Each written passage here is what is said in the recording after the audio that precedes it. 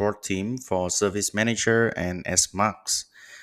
For today's video, I will demonstrate to you on how to enable debugging in Service Manager. So for some situation, you might need to produce the issue and collect the debug log and send it to our support team to investigate. This video, I will show you how to do it manually without the help from the support team. For general concept, SM provide an inline command to capture the debug log, both for Windows client and WebTier client. The steps are fairly easy and straightforward. The first step is that you have to navigate to the run folder from Service Manager server, run the debug command uh, using a command prompt or any command line. Then you log into the Windows client or WebTier clients using the debug port. Then you replicate or reproduce the issue manually on whatever issue you have. And finally, you collect the debug log from the designated destination and send it to our support team for investigation. The only difference from debugging for web tier client and Windows client is that there is a parameter that you will need to be set in the web.xml file, which I will show you later on. Now I will demonstrate on the lab so that you can better understand and visualize what I'm mentioning here.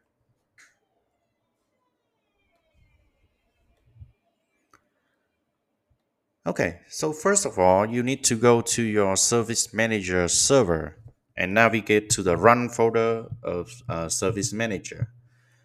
Because if you are not in this run folder, and in the next step, you need to run the debug command, for example, sm-http port 12345. It will show you an error message that SM is not recognized as an internal or external command. So ensure that you are running the command under the run folder. Now for the debug command, it would be sm-http port 12345. So this parameter will enable you to debug on one of the port. For this situation, we are using 12345 port for debugging, but you can replace this port with whatever port you have or available for debugging. Next is HTTPS port 12346. Again, this port is for if you are using a SSL connection to Service Manager, then this parameter would be taking effect. Then we will have two parameters we mainly use for debugging is RTM colon free and debug DB query 999. For 99% of the situation, we would use these two parameters for debugging. And the last one is log. This will basically export your debug file into a designated location. For this situation, I will just name it, for example, debug ban.log. And then this log file would be under run folder. If you want to change the location, simply give it a location. For example, go back one folder and then name it debug.log, for example.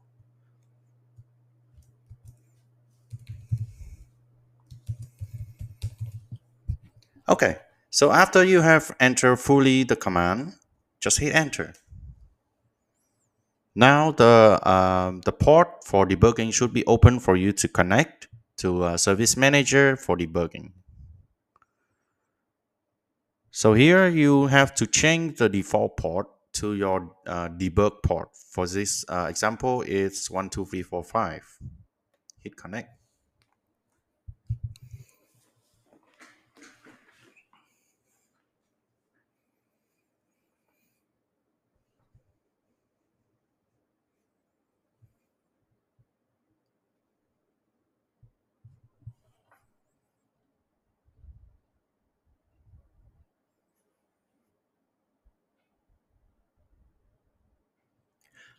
Okay, so after you have logged in back to the, for example, Windows client, you have to reproduce the issue that you are facing currently. For example, for this demonstration, I cannot change a phase of a ticket, for example. So I would go to that ticket,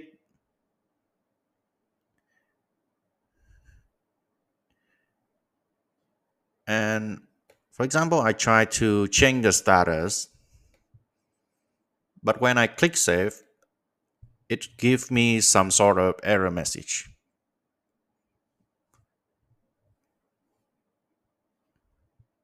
Yeah. So this situation, the record is updated because I'm not having that issue, but maybe you are facing that issue, for example, right? Okay. So after you have reproduced the issue, you go back to the command prompt and stop the running command. And then there you have it. The debug log should be produced now for you to collect, and it should be under run folder, and it's right here. Let's try to open it up. Let's see how it records. Okay, so in the debug logs, you should see a line where it gives you the exact command that you use. It's right here. And you can double check whether you have used the correct command to produce the logs, and also you are using the right parameter or not. And then I'm just going to double check the timeline. Yeah, it would be 9th of August and at 7 p.m., which is correct. And one more thing before you send this file to our support team is to note down the timeline or when do you reproduce the issue. For example, for my situation, I reproduced the issue around 7:03 p.m., for example. Because as you can see the logs can contain a lot of lines. For this file, it has 25,000 lines, and without the exact time when you reproduce the issue, it would make our work very hard to identify exactly when the issue is reproduced. Okay, so that would be how to enable debug for Windows client. And for web tier clients, there are a couple of things that you want to do differently from the Windows client. So first of all, you have to go to your web tier, not web tier, but web server, Tomcat server. For this one, I'm using the Tomcat 9. Go to web apps, and then the web tier folder. We normally call this one web tier folder. Web-inf. Here you would see a file called web.xml. And then you need to find this parameter. Honor URL port.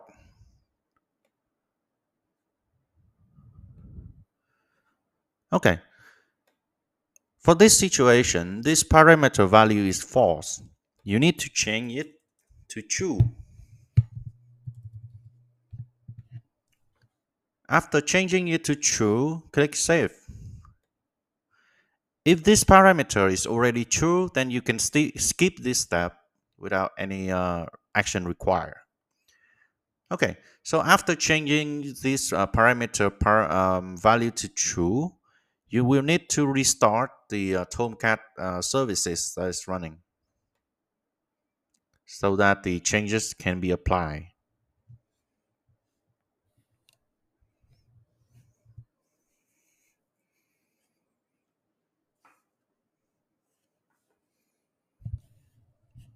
Okay, so Tomcat server has services has restarted.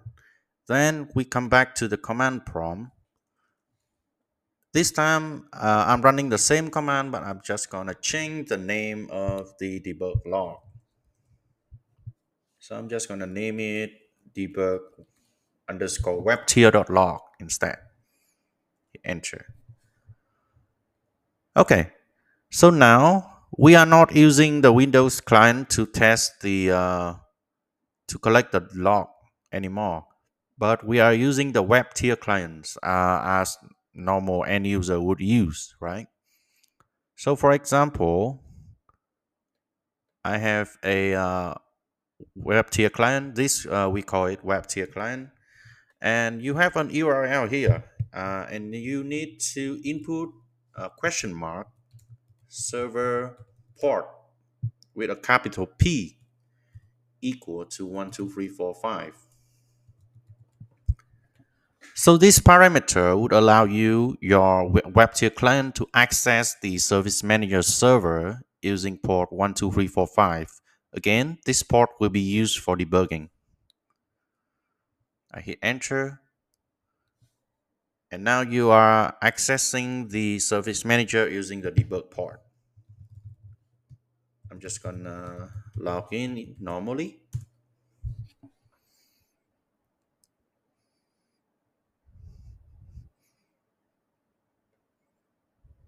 Yeah.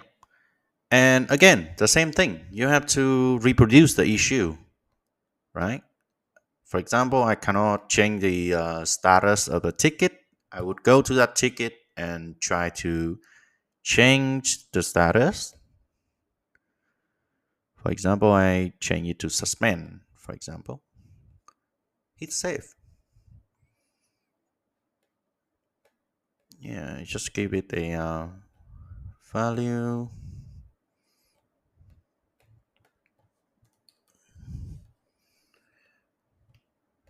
Finish.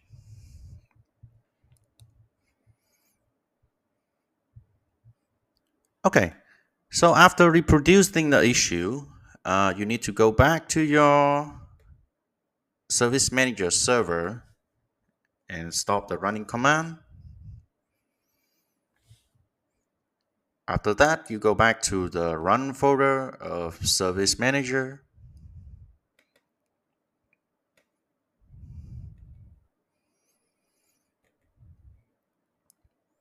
And you should see a debug for web tier logs. Let us check. Yeah, the debug log should have the same information as the command that you run in Windows client. Here you can see the exact command that you use for debugging. Okay, and that will be all for my demonstration. If you have any question, you can reach out to our support team at any time. And for more information on the debug parameter or the command itself, on which each of the debugging parameter, how it works, for detailed description, you can go to our documentation. It should be under administer, and then system configuration parameter and debugging parameter. You can read all about the parameter here that we can use for debugging. Some of them I have already shown you during the demonstration. For example, RTM, right? RTM colon free. What does it do? The description and where to set it, and all the possible values. You can find it from the document. Okay, that will be all for my demonstration and my video. Thank you very much for hearing, and see you in the next video.